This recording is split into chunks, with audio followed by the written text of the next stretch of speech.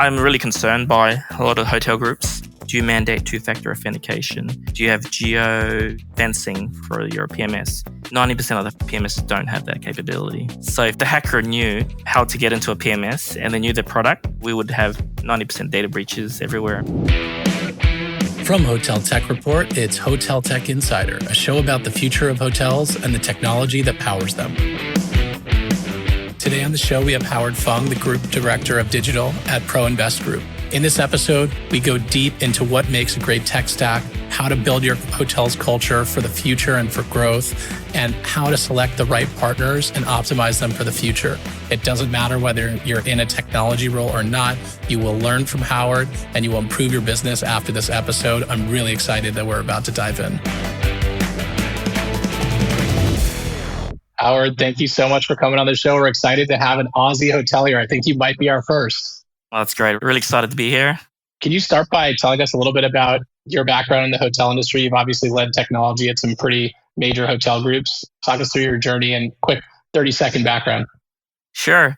So I've got about 2 decades of experience specifically in hotel technology. My very first gig was at one of the largest telco providers. So after a few years there, I pivoted into my very first hotel role, which it was the Accor's head office, running the service desk across the group. At the time, there was 99 hotels. I believe they're at 300 plus now. So that journey kind of set me kind of the benchmark around what my career transpired to be. Then I pivoted into my own region in Accor. I looked after New Zealand for a sport perspective. And then I got my very first management role at 25, which is a really young, Sofitel, an IT manager for the Wentworth, which is a flagship luxury hotel. And that's where I get to really bring technology and drive a strategy that was very specific to a product. So at that time, I led a full PMS transformation, Wi-Fi, all the way to guest experience. One of the very first hotels to be first of in a lot of technology at that time, like paperless housekeeping and so on. And then I got my very first kind of quite a big gig in terms of working for Fraser Property at the time, which is Fraser Hospitality.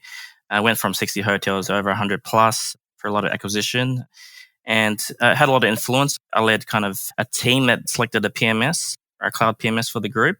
So we chose Infra at the time. We had a vision to deliver full sustainability. So we achieved 80% paperless across the group of that platform.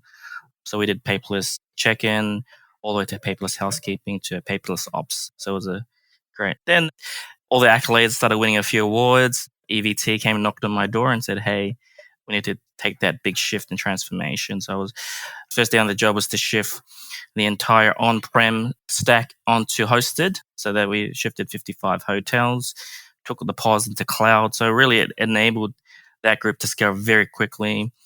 After that, I was asked to kind of re-engineer the booking engine. It was a bespoke booking engine. So I brought in, I reckon, new CDP at the time, because I needed to recognize guests quite in real time through single sign-on, through matching, dynamic matching, and through loyalty codes.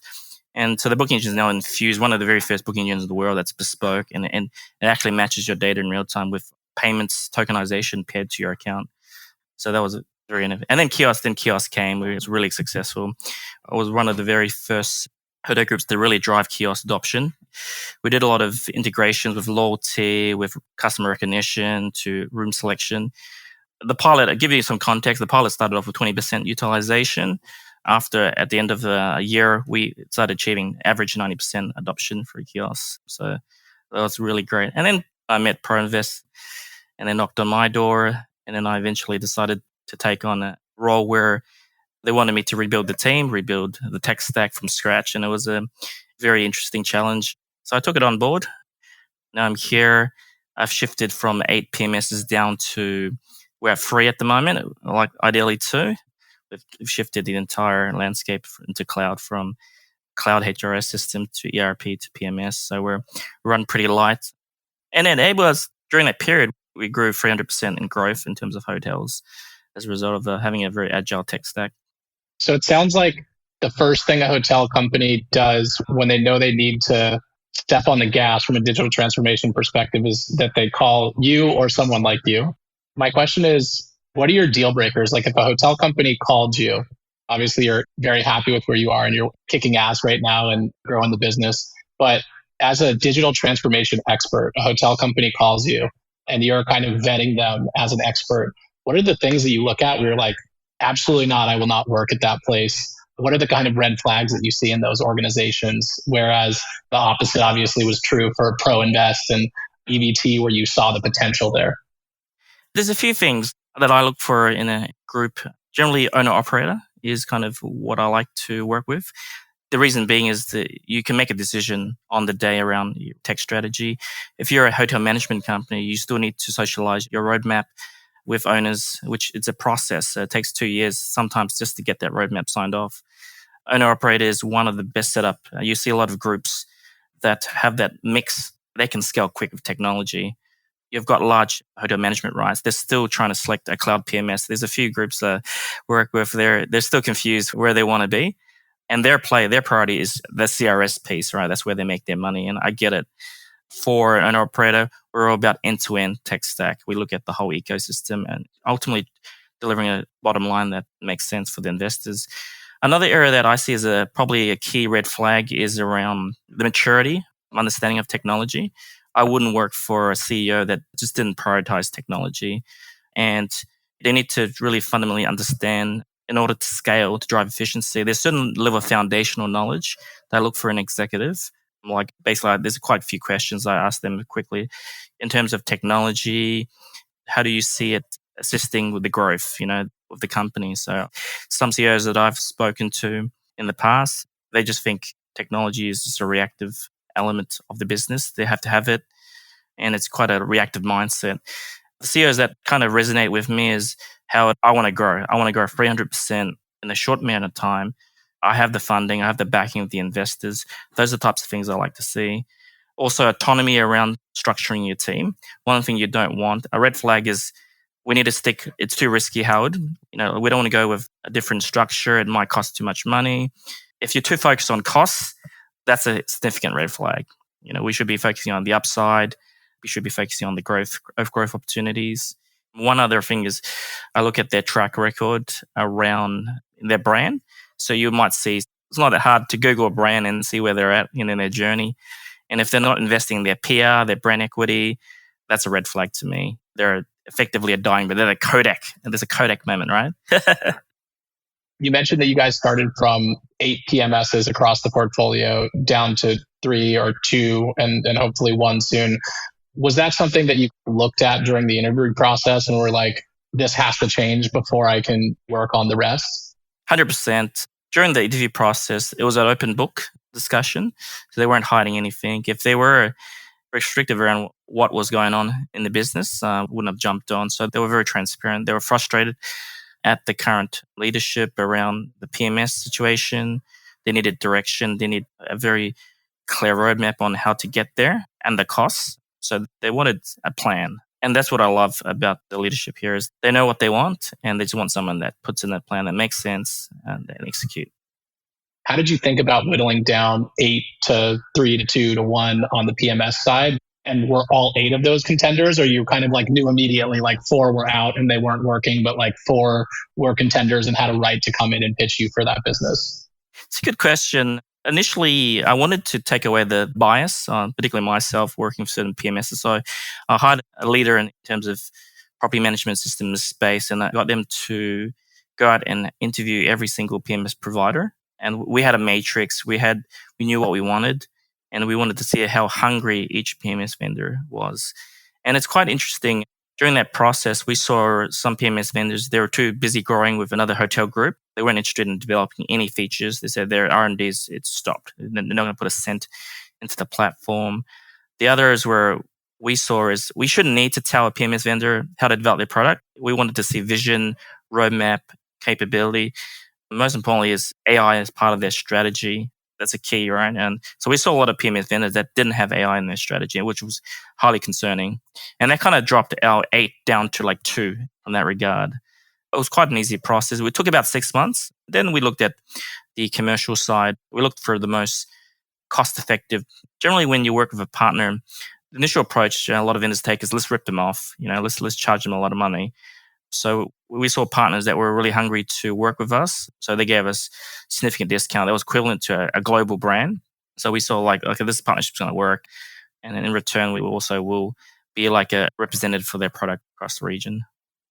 So when you joined ProInvest, how would you characterize the state of digital transformation at the company?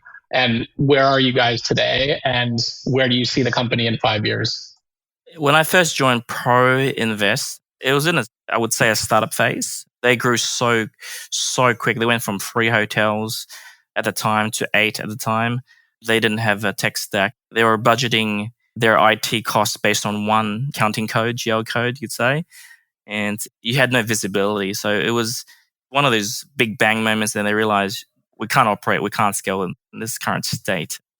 We didn't have a vision around technology. We had a reactive leadership that just responded to the requirements. They weren't looking ahead on what they needed. So everyone was frustrated. Everything was manual.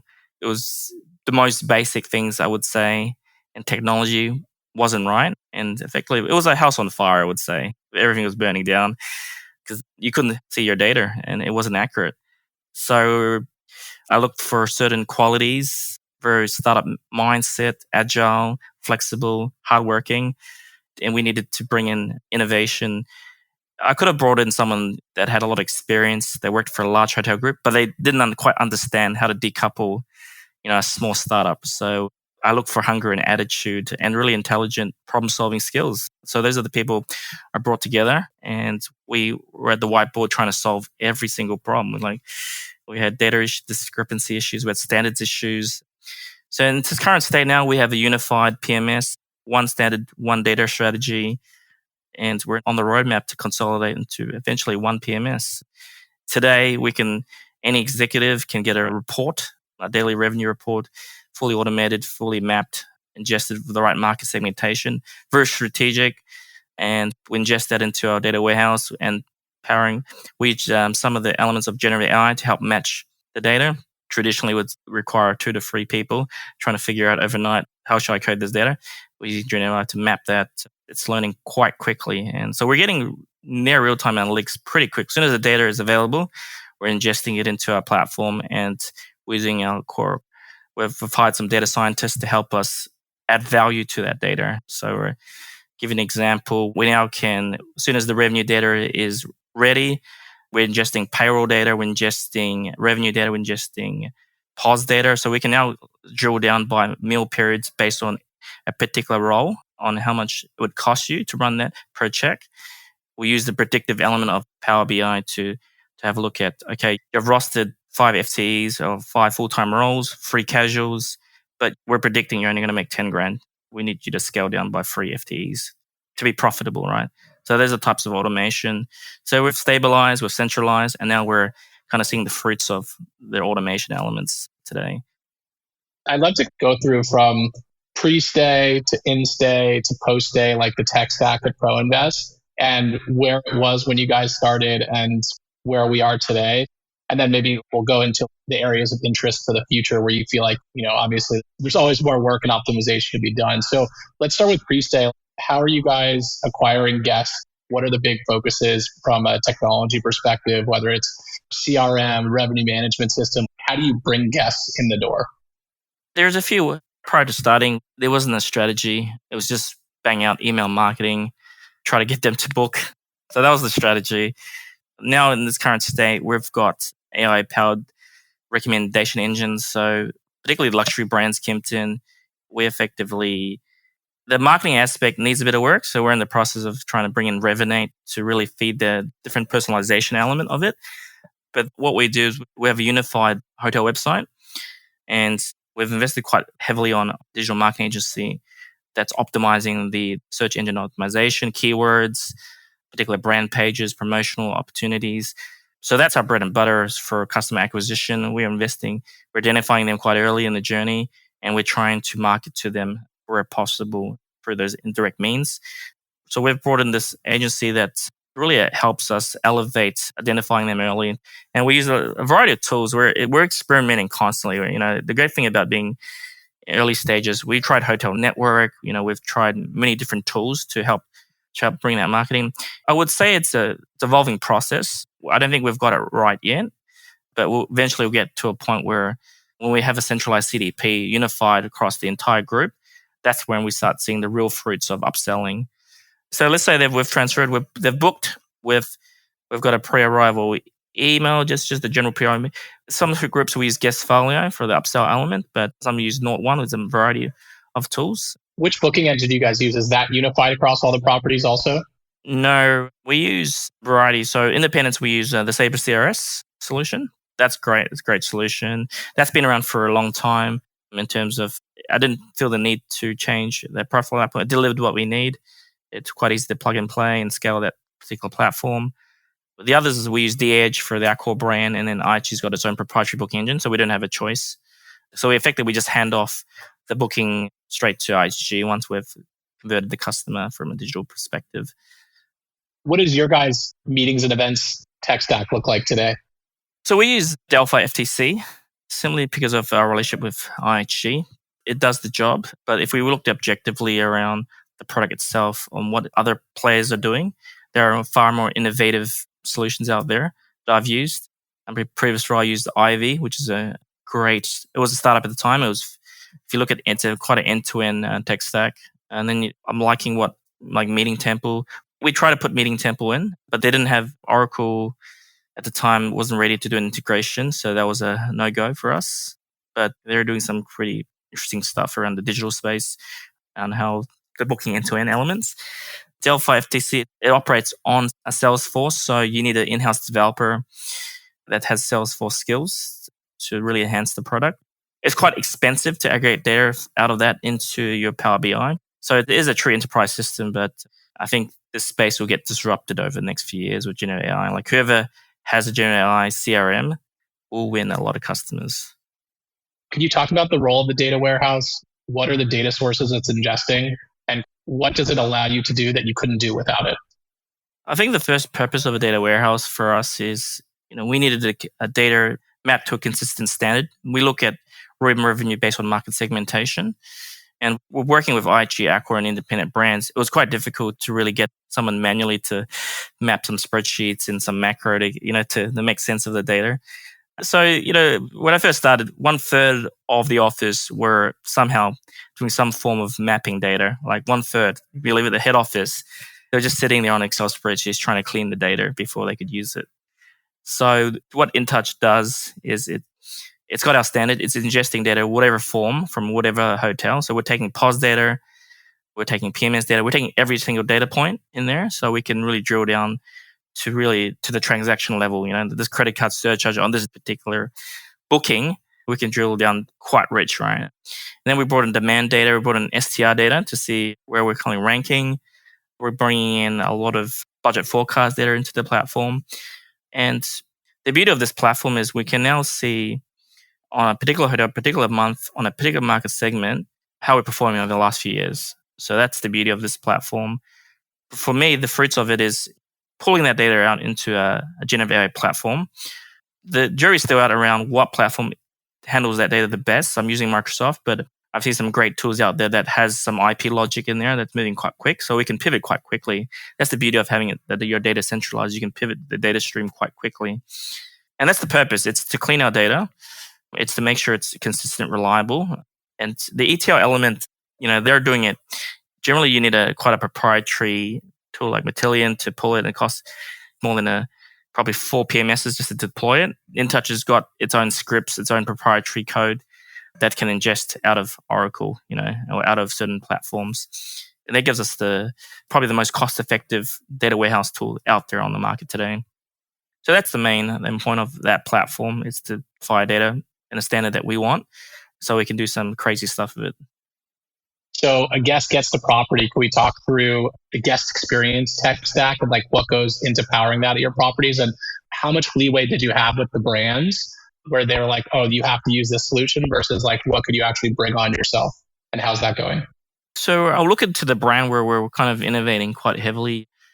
We operate for a franchise model, so there's certain flexibility. You can operate and put a tech stack. So like for Kempton, we're all about that customer guest experience. So we don't want to put too much technology in front of your face, but it's all about understanding, personalizing. So we focus quite heavily on what they like, what type of beverage they like. So We leverage QR code ordering at the rooftop bar, for example. We use that for tap and order.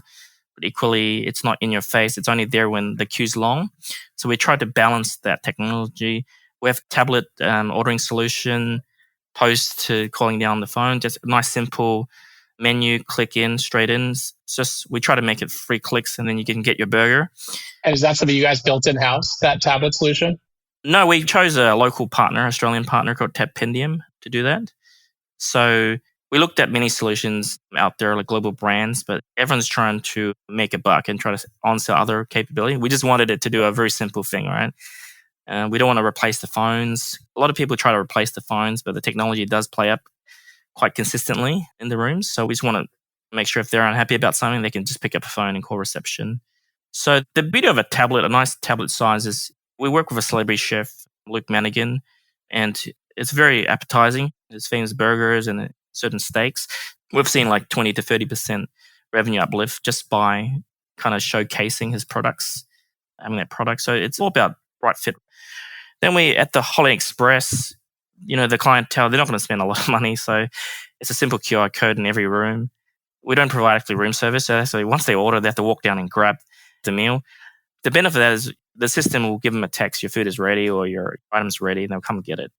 So we've had to simply just innovate in that area because staffing was a big issue in Australia. It was we have one of the highest minimum wage in the world. So it's crazy how much we pay just for an entry-level role. So naturally, to ensure we maximize returns, we had to provide a cost-effective way to deliver a similar service. So QR code was a natural, organic evolution. And then we started dabbling into web check-in to allow them to select the room, allow them to prepay the room. The issue with that technology with web check-in is traditionally Australia has a high concentration of OTAs, which comes with a virtual credit card. That's a big issue because virtual credit card, you only can charge on checkout. So we only can capture a certain element. So web check-in, it's great. It's a value add. You can just collect your key, or when Apple Wallet comes, you can go straight to your room. So it covers about 20% of our market segment. Generally corporate guests, return guests, loyalty guests, they love the solution. But there's no ROI. Like the amount of money we spend on that solution, there isn't a payback, but we focus on more of the guest experience piece.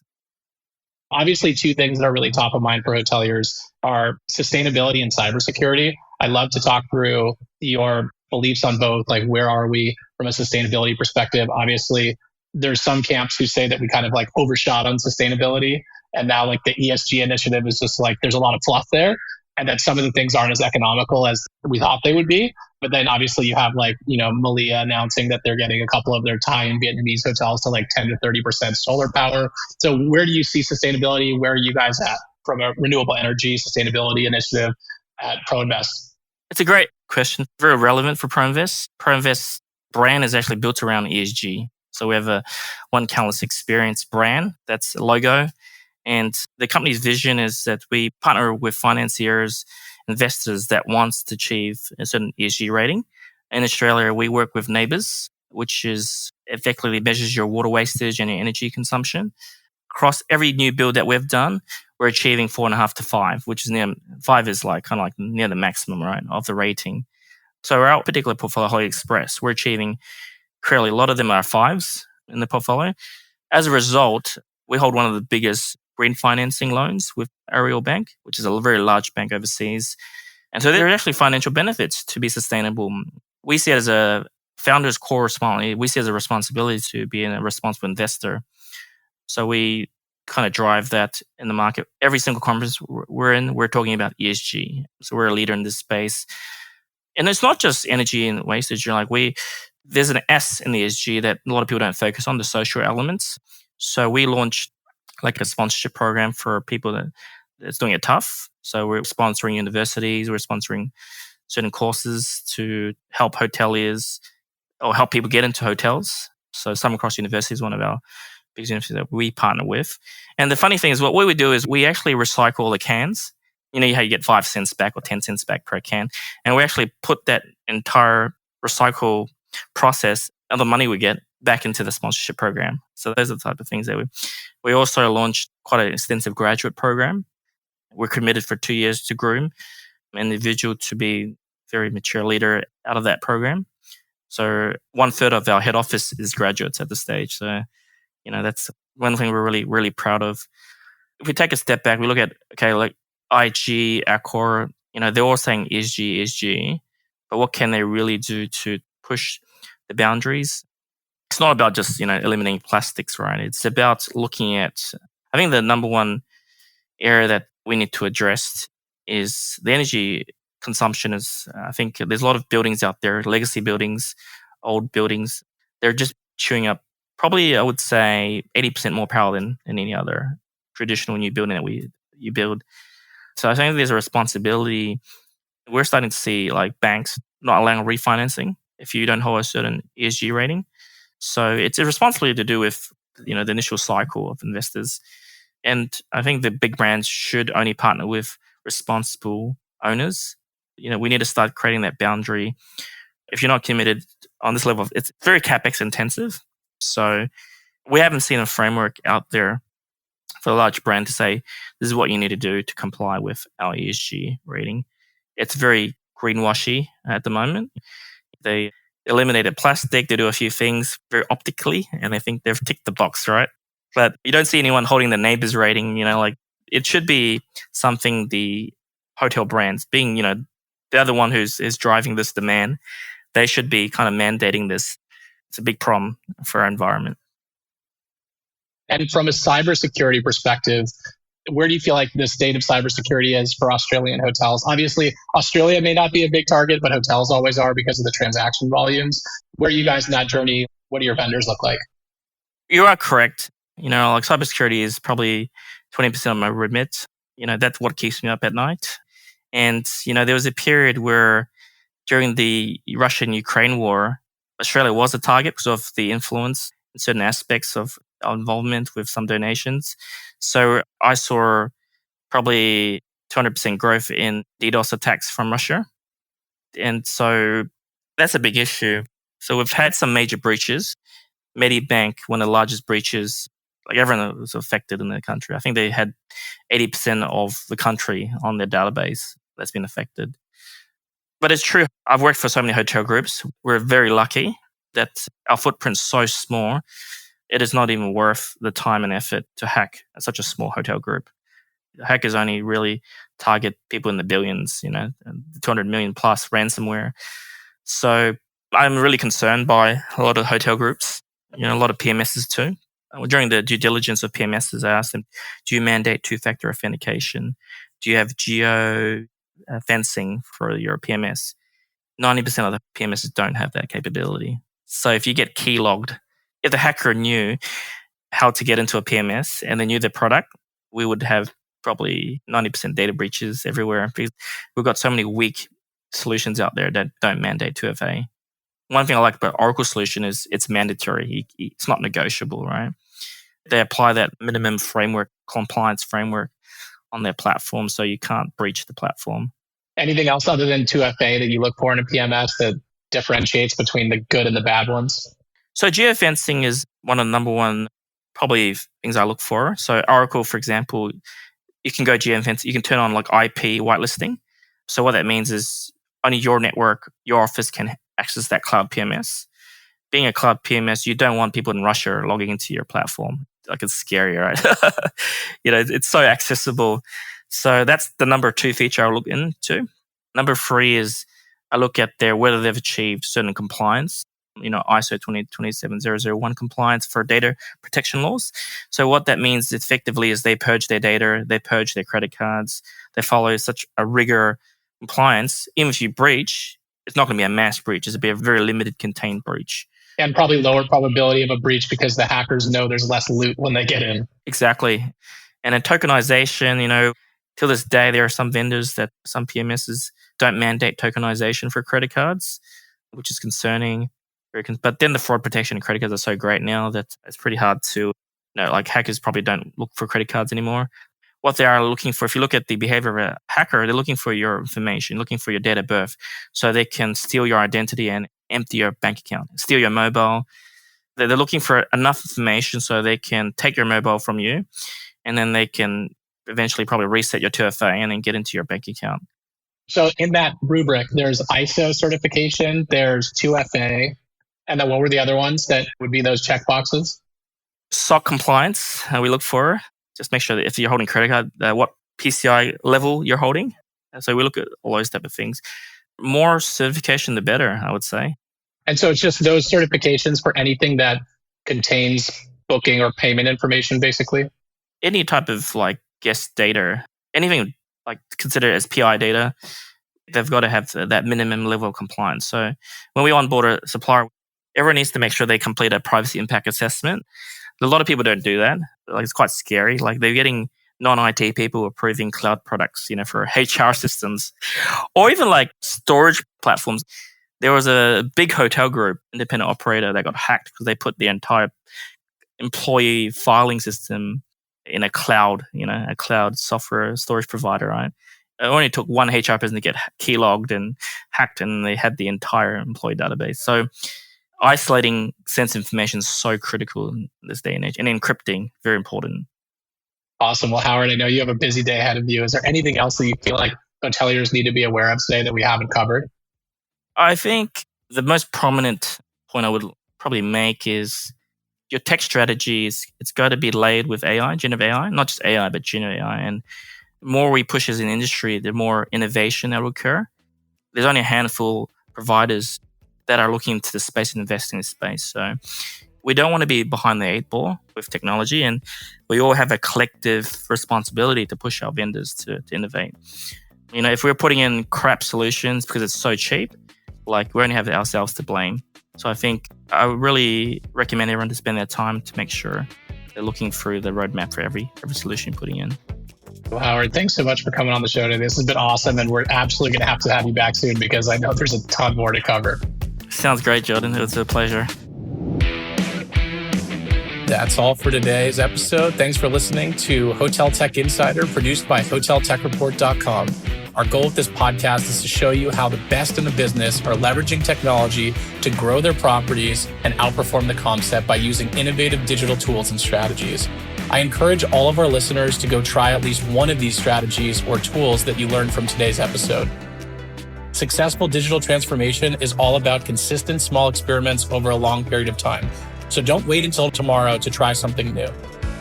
Do you know a hotelier who would be great to feature on this show? Or do you think that your story would bring a lot of value to our audience?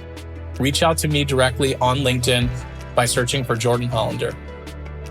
For more episodes like this, follow Hotel Tech Insider on all major streaming platforms like Spotify and Apple Music.